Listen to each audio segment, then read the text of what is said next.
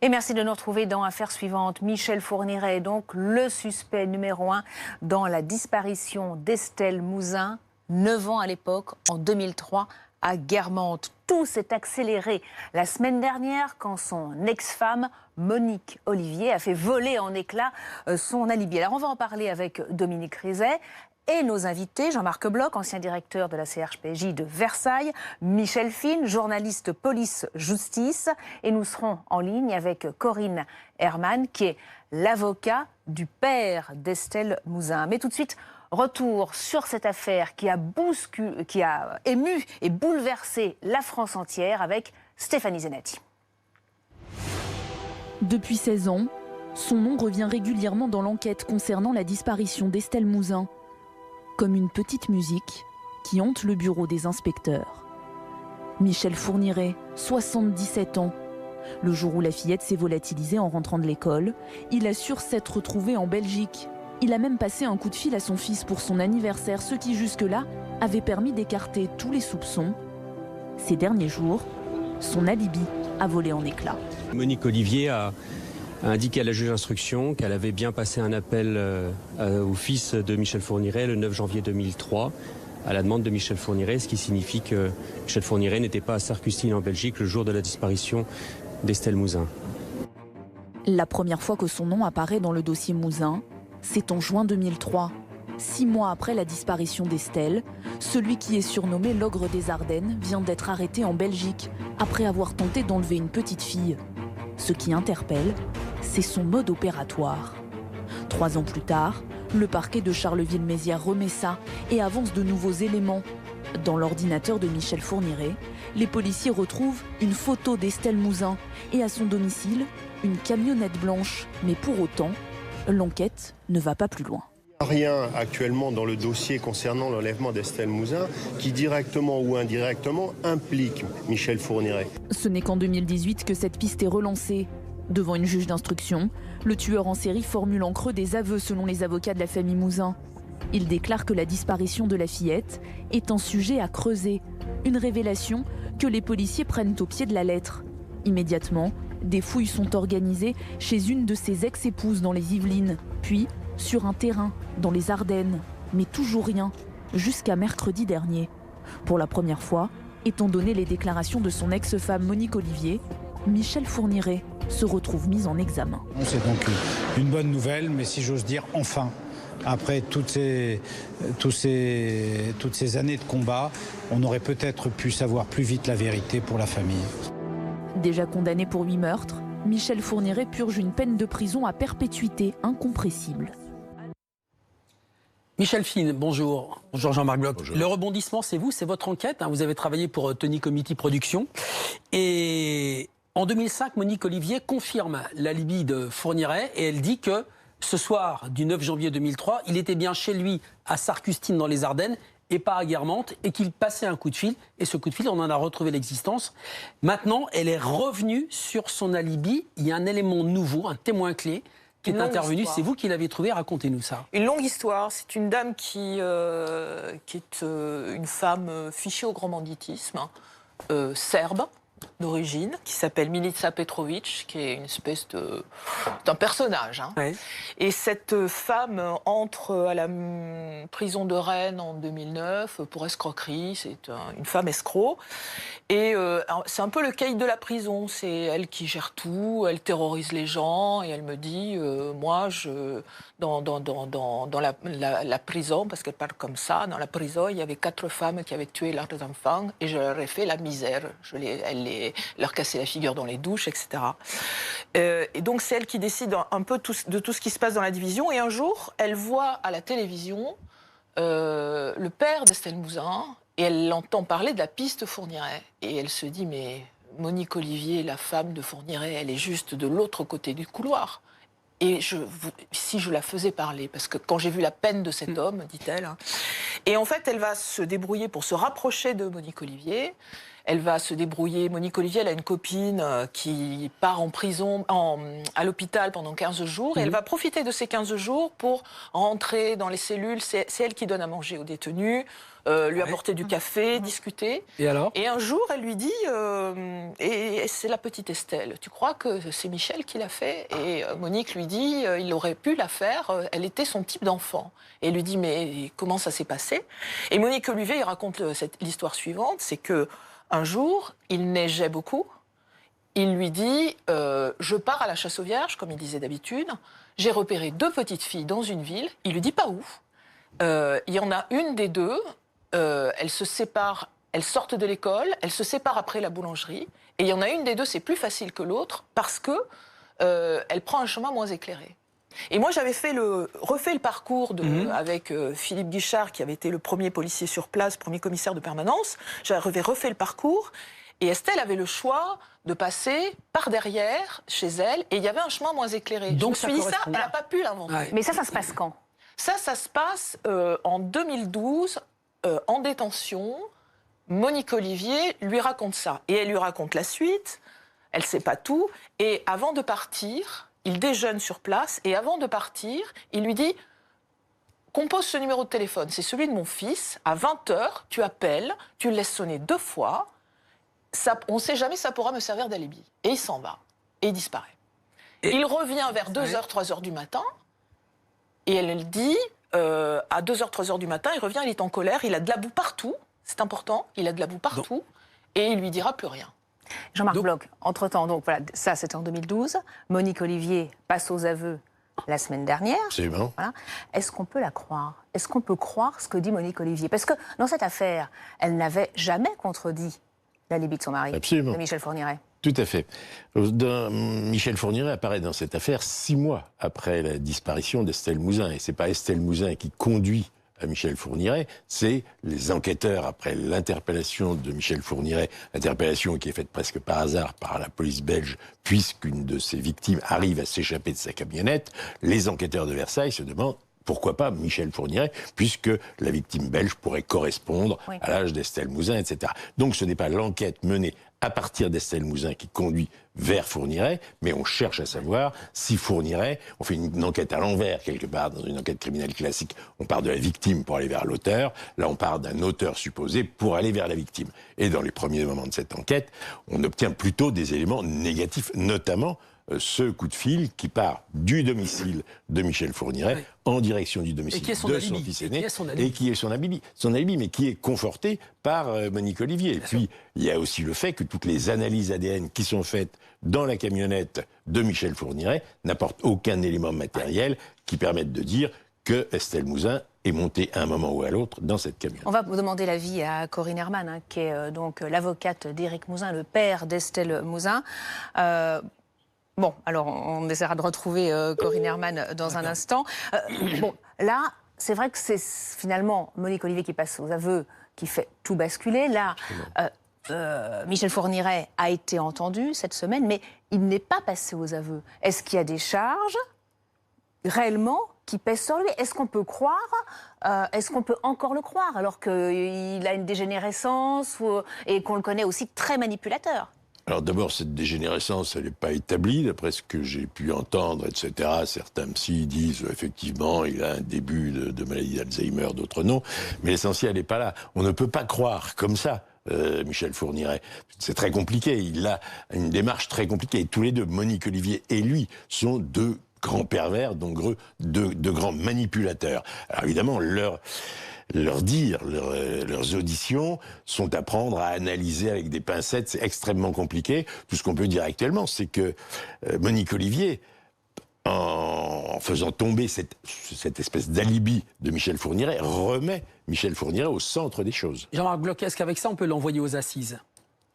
Alors, j'en sais rien, moi je ne suis pas magistrat, mais c'est vrai qu'actuellement, les éléments qui sont recueillis sont, à mon sens, un peu ténus pour l'envoyer aux assises. Il faudrait arriver à prouver qu'il y a un lien entre Michel Fourniret et Guermantes. Il faudrait prouver qu'il était en Seine-et-Marne ce 9 janvier vers 18h, 18h30. Il faudrait prouver que c'est lui qui a enlevé Estelle Mouzin.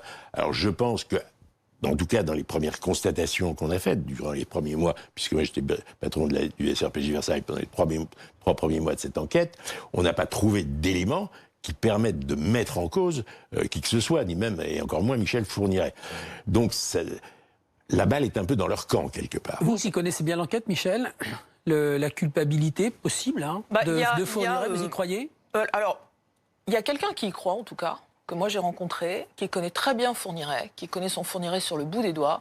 C'est le patron de l'enquête belge, c'est celui qui a fait avouer Fourniret et Monique Olivier sur les 7 premiers meurtres. Elisabeth Brichet, donc en Belgique. Elisabeth Brichet notamment, et absolument, c'est Jacques Fagnard. Et Jacques Fagnard, moi je l'ai vu, et à chaque fois que je l'ai vu, il me dit à 1000%, Fourniret a enlevé Estelle Mouzin. Lui, il en est persuadé. Il a discuté avec Fourniret.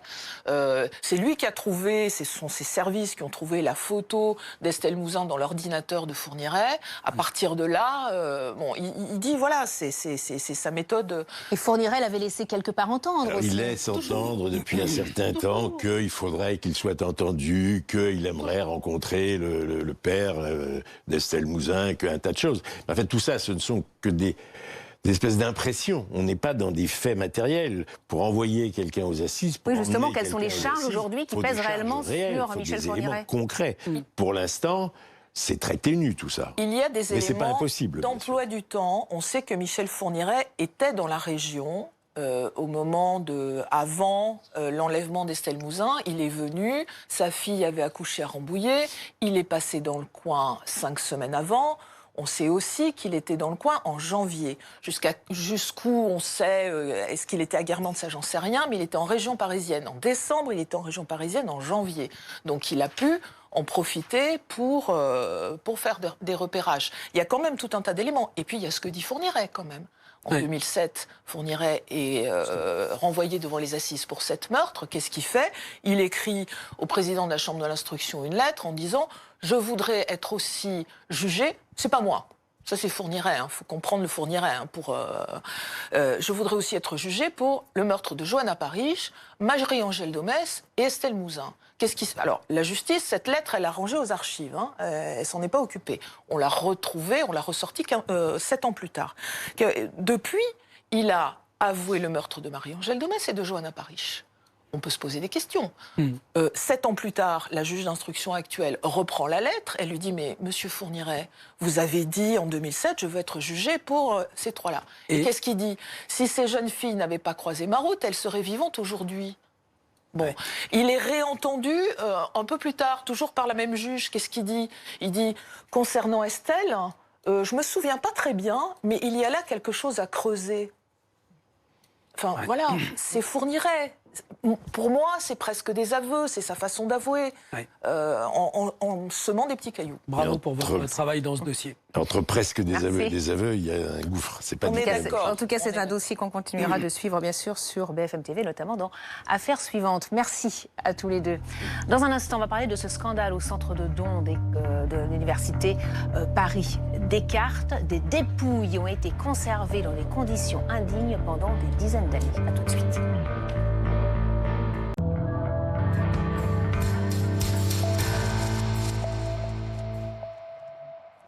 Ce sont des révélations glaçantes. Selon l'Express, des corps donnés à la science ont été conservés dans des conditions effarantes dans le plus grand centre d'anatomie européen. On va en parler dans un instant avec mes invités. Anne Jouan, journaliste indépendante et qui a travaillé pour l'Express. Jérôme Marty, président de l'Union française pour la médecine libre. Et puis, nous serons en duplex depuis Lille avec le professeur Brigitte Mauroy, urologue à Lille et ancienne présidente du comité d'éthique du don des corps. Des corps donc rongés par les rats dans un état de décomposition avancée. L'Express n'hésite pas à parler de charnier. Alors comment une telle situation a-t-elle pu perdurer jusqu'à ces derniers jours? Une enquête a été ouverte et le centre a été fermé provisoirement. Stéphanie Zenati. Derrière ces murs, au 5e étage de la très respectée faculté du quartier Saint-Germain-des-Prés, c'est un secret qui a tant bien que mal été gardé, même si ces dernières années, de plus en plus, le doute s'était installé. C'est vrai que c'est une partie où ça dégage une forte odeur. Moi j'avais demandé aux surveillants comment ça se fait qu'il y a une odeur comme ça. Ils m'ont dit ouais c'est la pièce en fait où il y a les cadavres et tout ça. C'est là que les dépouilles de ceux qui avaient fait le choix de donner leur corps à la science étaient conservées, dans des conditions insalubres, indignes même selon nos confrères du magazine L'Express. Des corps entassés, posés à même le sol dans les couloirs, certains, trop abîmés, n'auraient même pas été disséqués, d'autres carrément revendus à des entreprises privées sans le consentement du défunt ou de ses proches. Des révélations choquantes, bouleversantes pour Brigitte Mouton. Son oncle et sa tante avaient fait don de leur corps à l'université parisienne. La difficulté, c'est qu'on ne sait absolument rien de ce qui se passe après la prise en charge du corps. Je me suis demandé, voilà, si effectivement il n'y avait pas eu des choses un peu particulières concernant le corps de ces personnes que j'ai connues, que j'ai aimées et qui faisaient partie de ma famille. Dans un communiqué, l'établissement Paris Descartes a tenu à présenter ses excuses aux familles des donneurs. Elle a aussi annoncé que le ministère de l'Enseignement supérieur avait ordonné la fermeture administrative provisoire du centre. Une inspection doit y être menée. Anne Jouan, bonjour. Bonjour. Donc vous êtes journaliste indépendante, là vous avez travaillé pour l'Express. C'est vous qui avez révélé ce scandale, racontez-nous. En fait, ce qu'on découvre au fur et à mesure de notre enquête dans l'Express, c'est que depuis des années, et on peut le dire depuis plusieurs dizaines d'années, il y a un problème au centre de don des corps de René Descartes, au 45 rue des Saints-Pères à Paris. Et cette histoire prend forme vraiment de manière très concrète en octobre 2016, quand un rapport est rendu au président d'Ardel, qui est le président de l'université René Descartes, aujourd'hui conseiller de la ministre de la Recherche, Frédérique Vidal. Dans ce rapport, lui sont présentées un certain nombre de photos que nous décrivons dans l'article, mais que nous avons choisi de ne pas publier, par respect pour les gens que l'on voit et que l'on peut identifier sur ces photos, et aussi pour leur famille. Ces corps sont conservés dans des conditions absolument indignes. Les frigos et les portes du frigo ne sont pas hermétiques. Les chambres froides, non, m'avait dit quelqu'un qui travaille au centre, que de froid que le non. Et les rongeurs passent au travers de ces portes. Et ces corps restent comme ça à l'époque, ces corps vont rester comme ça. Qu'est-ce qu'ils sont devenus depuis? Qu'est-ce qui s'est passé? Alors, depuis, il y a eu des travaux de rénovation qui ont été décidés et entrepris à René Descartes. Donc ils ont refait la peinture, il y a eu des petites modifications en attendant le véritable chantier qui a été voté en 2017 et qui va commencer pas avant plusieurs mois. Anne, qu'est-ce qu'on a fait de ces corps? Qu'est-ce que sont devenus ces corps? Il faut leur demander. Depuis plusieurs jours, les familles appellent le numéro qui a été mis en place par l'université. Les gens nous disent qu'ils ont beaucoup de mal à avoir un interlocuteur. C'est une psychologue qui répond au téléphone. Et comme le disait la fille de quelqu'un qui a donné son corps à la science, la pauvre psychologue va avoir elle-même besoin d'un psychologue parce qu'elle se prend tout sur le dos et elle ne sait pas répondre à ces familles qui téléphonent. Et les gens ont du mal, le téléphone sonne très souvent dans le vide. Jean Marty, vous êtes le président de l'Union française pour une médecine libre. Ces révélations vous ont glacé. Oui. Vous vouliez porter plainte. Est-ce qu'à ce jour-là, vous avez pu porter plainte? C'est ce qu'on a dit. Nous, quand on a découvert l'article, on a été glacé d'effroi parce que ce qui est décrit à l'intérieur est tellement important. On touche tellement à l'indicible, on touche tellement à ce qui est à l'opposé de ce que c'est que l'engagement d'être médecin, que ça ne peut que vous glacer quand vous êtes médecin. Alors oui, parce que ces corps, normalement, sont destinés à servir la science, bien sûr, à aider les chirurgiens à s'exercer. Il y a trois choses, si vous voulez. D'une part, il y a donc des gens qui ont décidé, et c'est quelque chose qui est extrêmement, qui est un véritable engagement, qui décident de léguer leur corps à la science, de façon à servir à la fois aux chirurgiens et aux étudiants en médecine. Équipés pour ça. Équipés pour ça. 600 €. Ce qui est un premier scandale. Bon. On ne respecte pas leur dernière volonté puisqu'on s'aperçoit que certains corps étaient dans un état tellement déplorable qu'on ne peut pas s'en servir et on les brûle avant de s'en servir. On s'aperçoit aussi que certains corps ont une destination qui n'est pas celle qui a été choisie par les gens en question, puisqu'on va vendre à des entreprises privées ces corps pour des crash tests ou autres. Et puis on monnaie aussi ces corps, soit entièrement, soit en morceaux, aux chirurgiens, etc. Troisième scandale. Et puis on fait aussi, je termine rapidement, on fait aussi travailler les gens dans une espèce de cloaque, dans le plus grand danger, sans rien pour nettoyer, sans rien. Donc ce scandale est très important. Qu'est-ce qu'on a fait nous donc? On a saisi l'ordre des médecins, on lui a demandé s'il pensait qu'au vu des articles de notre code déontologique qui étaient bafoués, à savoir le 2, le 3, le 31, s'il comptait attaquer, auquel cas nous nous porterions à la Cour dans cette plainte-là. Oui, on est bien question d'accord, c'est impossible que personne ne soit au courant de la présence de ces corps dans cet endroit-là et dans cet état-là. Alors, ce qui est intéressant de comprendre, c'est que comme cette situation dure depuis des années, non seulement des alertes ont été dès 2016, vous le dites dans votre article. Oui, alors 2016, c'est vraiment la queue de la comète de l'histoire, mais les alertes sont données et tout le monde savait. Je répète que le président de l'université s'appelait Frédéric Dardel, qu'il est aujourd'hui conseiller de la ministre de la Recherche. Non, mais quand vous dites tout le monde savait, les médecins de l'université savaient, du centre? Les présidents d'université le savaient, et puis, du moins, Frédéric Dardel, il en est informé au moins en 2016, mais aussi les gens qui dirigeaient ce centre. Et je pense à quelqu'un que vous avez présenté il y a quelques jours comme lanceur d'alerte, entre guillemets, le professeur Guy Valencien, qui a dirigé ce centre de 2004 à 2014 et qui était parfaitement au courant de la situation. Ce sont des gens qui ont leur bureau au 5e étage, tout près des chambres froides. Ils savent très bien ce qu'il y a à l'intérieur. Comment est-ce qu'ils peuvent laisser passer un truc pareil ?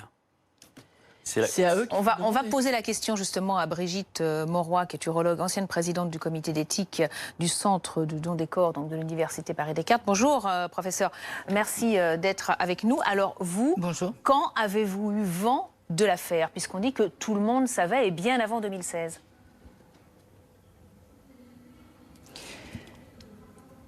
On savait qu'il y avait à Paris-Descartes, qui était à l'époque le temple de l'anatomie française, une vétusté alarmante. Une vétusté alarmante parce que, par exemple, les chambres froides ont été installées en 2050. Personne ne va s'étonner qu'en 2010-2015, les chambres froides sont plus froides. Ça paraît tout à fait évident. Quand je suis amenée à constater les faits, on est en février 2015. Richard Douard, qui est à l'époque le directeur du centre, ne s'en sort plus. Il a fait appel à l'aide et à la faculté et à l'université. Il ne s'en sort plus. Et donc, il m'appelle parce que on sait qu'à Lille, les corps sont conservés correctement. Ça n'est pas exclusif, mais c'est une réalité. Et donc, nous commençons à travailler parce que, au fond, ce qui est écrit dans l'article, il n'y a rien à enlever. Je n'ai aucunement à commenter. Cet article retrace les faits tels qu'ils se sont déroulés. Nous avons, au comité d'éthique, entre 2015, sur toute l'année 2015, travaillé d'arrache-pied pour monter un dossier absolument complet avec des photos et puis surtout un projet de remise aux normes, de travaux. En novembre 2015, M. Dardel délègue des équipes à Lille pour venir mesurer les mètres carrés, etc. Et on rend un dossier très complet à cette époque-là. C'est parce que rien n'a bougé, quoi qu'on fasse. Quoi qu'on fasse. Qui n'a pas bougé, professeur? Qui n'a pas bloc la totalité. Qui n'a pas bougé, professeur? Qu'est-ce qui n'a pas bougé? Ni la faculté, ni la faculté, ni l'université. C'est-à-dire qu'on a alerté sur les difficultés, enfin c'est plus que des difficultés, qu'il y avait à l'époque. Il a semblé à un moment donné, fin 2015, que les travaux allaient pouvoir se mettre en route et on avait, conscient quand même du budget que ça représentait, d'abord proposé de refaire le secteur de conservation des corps. On a cru que ça allait se mettre en route et manifestement ça ne s'est pas mis en route et c'est dans ce contexte-là qu'on a démissionné en bloc en octobre 2017. Mais dans ce cas-là, pourquoi ne pas avoir rendu public cette affaire? Qu'on n'était pas du tout entendu. Pourquoi ne pas avoir rendu public cette affaire? Parce que c'est quand même un scandale énorme. Écoutez, rendu public comment? En contactant à ce moment-là les journalistes? Je ne suis pas sûre que ce soit la solution. Alors évidemment, a posteriori, l'article de Anne Join est tout à fait efficace. A posteriori, on peut toujours dire ah oui, on aurait dû le faire. J'ai envoyé une lettre au président Dardel au moment de ma démission, qui est d'ailleurs en partie citée dans l'article, qui était vraiment extrêmement incitative. Il n'en a rien fait. Il n'en a rien fait. Écoutez, je crois qu'il faut différencier le rôle des médecins dans cette affaire et le rôle de l'administration, administration, faculté, université, qui pilotait les médecins. Je crois que les médecins ont appelé à l'aide. Je crois que les médecins se sont manifestés. Encore une fois, ça n'est pas une situation qui brutalement est devenue inqualifiable en 2015. C'est une situation qui s'est détériorée progressivement. Je crois que la plupart des médecins qui ont eu à fréquenter ou à diriger le centre des dons de corps ont cherché à faire évoluer les choses, mais n'ont jamais été entendus. Brigitte Mauroy, Anne Jouan va vous poser une question. Oui. Oui. Moi, c'était juste une réponse à ce que vous disiez. L'Université Paris-Descartes a été présidée de 2007 à 2011 par le professeur Axel Kahn. Axel Kahn, le monsieur éthique en France, qui a fait partie pendant des années du Comité national consultatif d'éthique. Pas celui du Centre du don des corps, il ne faut pas confondre, mais le Comité national d'éthique. Quand le professeur Lude, qui est le nouveau conseiller scientifique du Centre don des cartes Paris-Descartes, prend en tête le comité scientifique, il déjeune avec Axel Kahn dans un restaurant de l'Odéon et il lui fait part de plusieurs problèmes, à savoir la tarification des corps, le démembrement. Et Axel Kahn, donc c'était il y a 14 mois, lui conseille de saisir le comité national d'éthique. Le professeur Lude ne le fait pas parce qu'il lui faut l'aval de l'université, etc. Mais Axel Kahn ne le fait pas non plus. Je veux dire, finalement, tout le monde va se rejeter la responsabilité, mais personne ne fait rien. Personne n'a fait un article 40 qui est... dénoncer une situation... Dénoncer une situation au procureur de la République, personne ne le fait. Donc, je veux dire, pendant longtemps, la situation perdure parce que personne ne se bouge. Brigitte Mauroy fait effectivement une lettre de démission assez carabinée.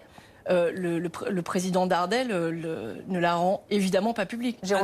On cite jamais ses sources, mais est-ce que la personne qui vous met sur cette enquête est quelqu'un qui a envie que cette situation cesse?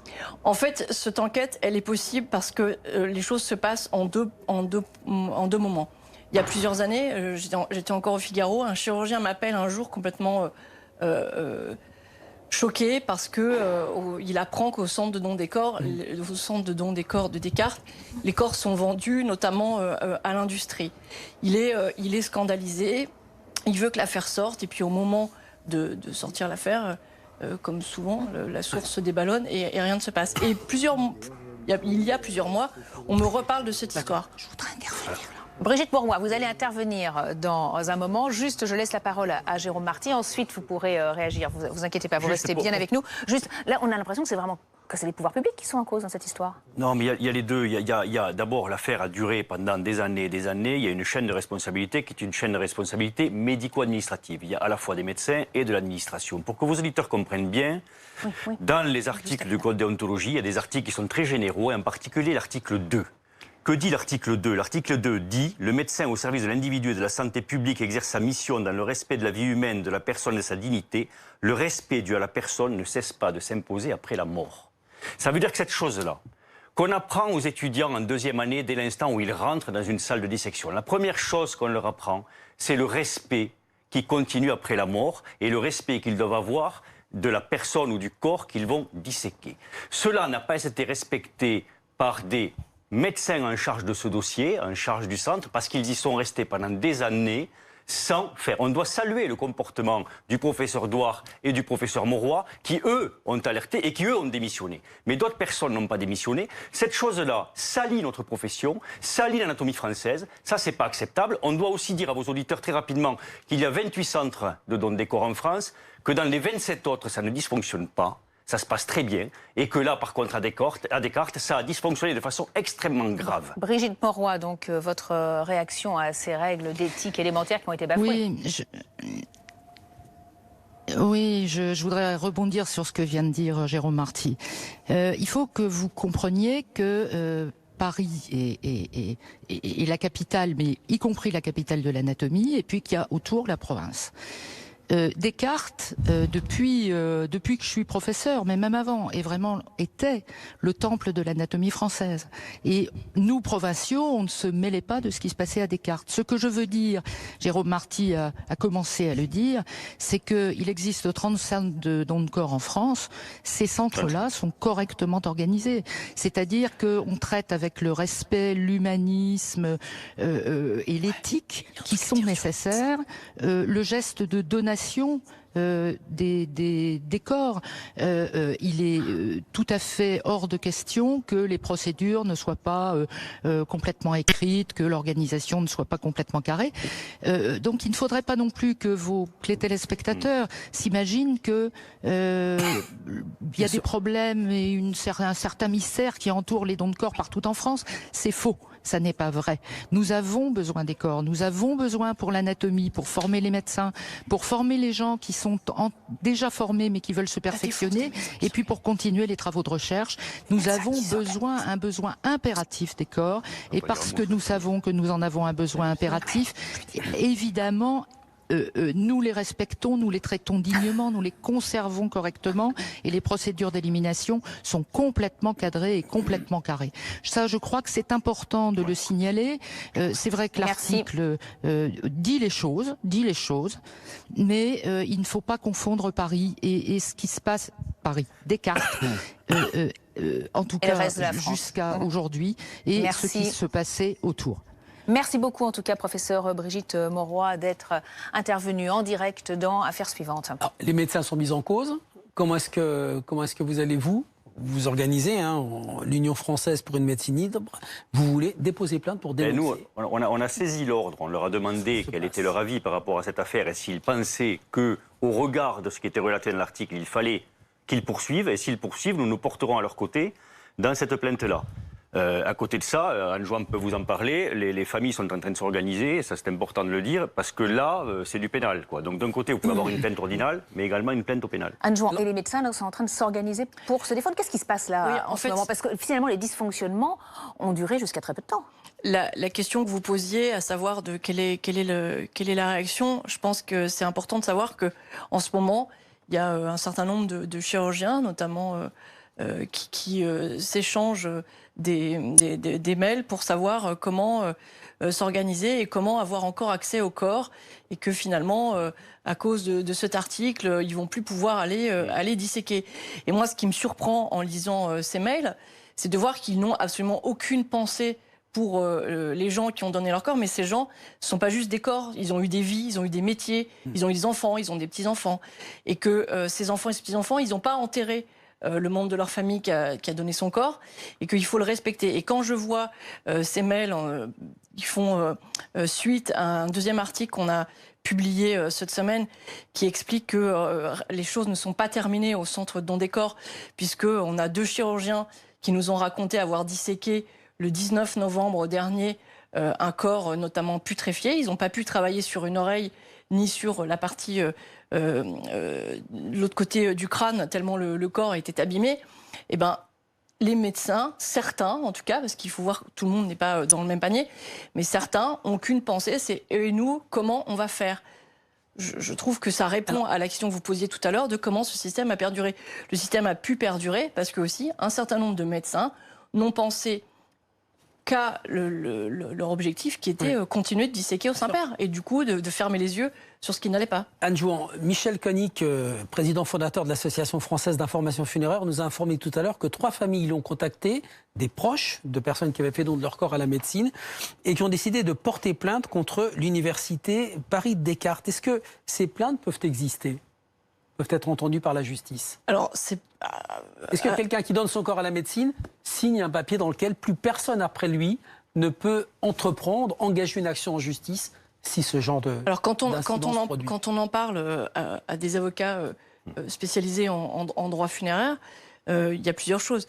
Il y a effectivement le problème de tromperie sur l'objectif même du don, puisqu'on donne en pensant qu'on va avoir un corps qui va servir à de la dissection, alors qu'en fait il peut être démembré.